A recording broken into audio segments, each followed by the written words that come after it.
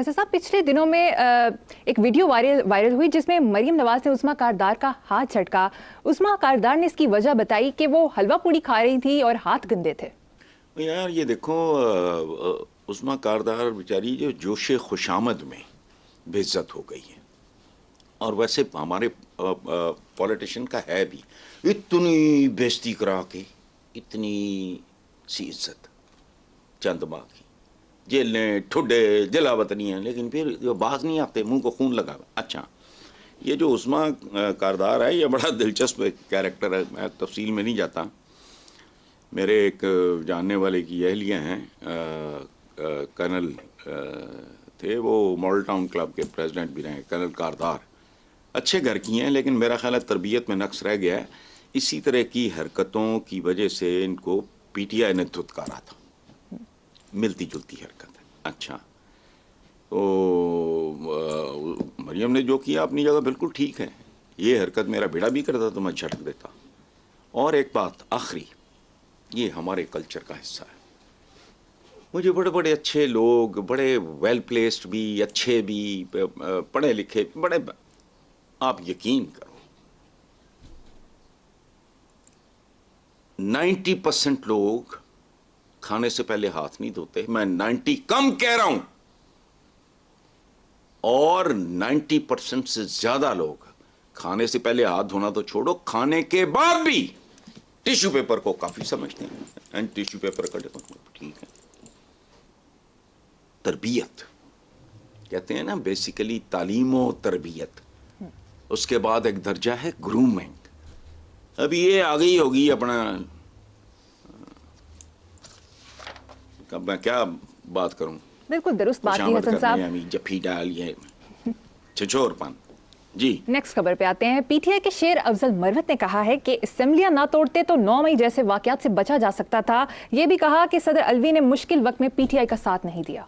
देखो, ये मरवत साहब मुझे तो पसंद हैं, ये लगते हैं जो हमारे टर्किश ड्रामे नहीं हैं, उनके जो किरदार होते हैं, गौर करो इनका, अगर हालुलिया बदलो ना तो वो तुर्क सरदार लगता है मुझे। बाय लाइक है, मुझे उसका तरीक़ाकार भी पसंद है, उसकी पर्सनैलिटी भी अच्छी लगती है। इसमें से एक बात गलत है, एक ठीक है। अच्छा, एक डिबेटेबल है, एक गलत है। ये जो कहना है कि सदर अलवी ने मुश्किल वक्त में पीटीआई का साथ नहीं दिया तो गलत है। बतौर सदर उसको मेरिट पे चलना चाहिए, ना इसका साथ दे ना उसका साथ दे, मनसब के तकाजे होते हैं। ये हो गई उसूली बात। दूसरी बात जो मरवत साहब ने की है, तो मैं खुद भी इसी स्कूल ऑफ थॉट से मेरा थोड़ा ताल्लुक है कि क्यों पंगा लेने की लोड़ सी भी, असम्बलियाँ तोड़ दो वोट दो, लेकिन असम्बलियाँ छोड़ने न छोड़ने का फैसला गलत था या सही, इसका फैसला वक्त करेगा। देखना ये है, कहते हैं ना all is well that ends well. ये जो कुछ होना था और जो कुछ हो रहा है, इसका अल्टीमेटली नतीजा क्या निकलता है उसका इंतजार करें। इसलिए हालांकि मैं मरवत साहब से एग्री, मेरा स्कूल ऑफ थॉट भी हुई है कि आया मैं बैठे बैठाए पंगा भी है, भी तोड़ दो, अभी तोड़ दो, क्यों तोड़ दो वजह, लेकिन वक्त बताएगा। आगे चलें। ठीक है, आने वाले वक्तों में पता चल जाएगा। सर, नेक्स्ट खबर पे आते हैं। सुप्रीम जुडिशियल काउंसिल में मुस्ताफी जज मुजाहिर नकवी को 5-5 करोड़ अदायगी के बैंक ड्राफ्ट का रिकॉर्ड पेश किया गया। गवाहों ने कहा कि 2019 में 2 प्लॉट मुजाहिर नकवी के दोनों बेटों को दिए। चीफ जस्टिस काजी फायज ईसा का कहना था कि मुजाहिर नकवी गवाहों पर जरा कर सकते हैं, अगर कोई पेश ना हुआ तो समझा जाएगा कि दिफा के लिए कुछ नहीं है। इस आदमी के पास दिफा के लिए है ही कुछ नहीं। आप एक बात मेंशन करना भूल गए, उन्होंने चेक्स की कॉपीज या कुछ इस तरह के सबूत उन्होंने प्रोड्यूस कर दिए हैं अदालत में, तो किधर जाएगा ये? पता नहीं, दिफा के लिए कुछ नहीं। दिफा किस बात का? कुछ चोरियां चकारियां वारदातें ऐसी होती हैं जिनका वाकई जिसे कहते हैं ना वाइट कॉलर्ड, तो उसके लिए कॉलर उल्टो, गर्दन उल्टो।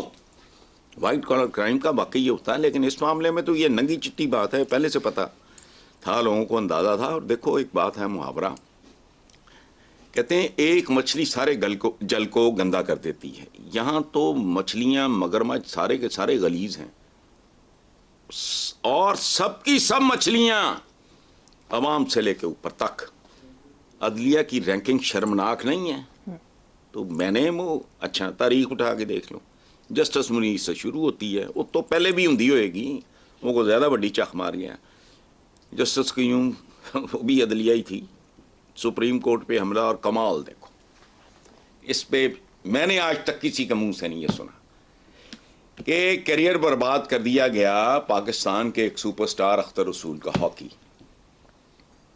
और दूसरा पाकिस्तान का सुपरस्टार, इंटेलेक्चुअल भी तगड़ा आदमी, किताबों का मुसन्निफ, हमारे टीवी वाले नीलाम घर वाले तारिक अजीज, उनको सारी जिंदगी के लिए फारिग कर दिया। जो मास्टरमाइंड था वो आज भी असेंबली में है। जवाब दो आप, क्योंकि मुझे पता है अंदर से सारे मामे चाचे हैं जमहूरियत के, जवाब दो। जिसकी ये कठपुतलियां थी वो आज भी असेंबली में बैठा है, उसका सारा कुछ रिवर्स भी हो गई है, वो ठीक है। तो ये मछली सारे जल को, हमारे यहाँ तो सारा का सारा जल ही गंदा है।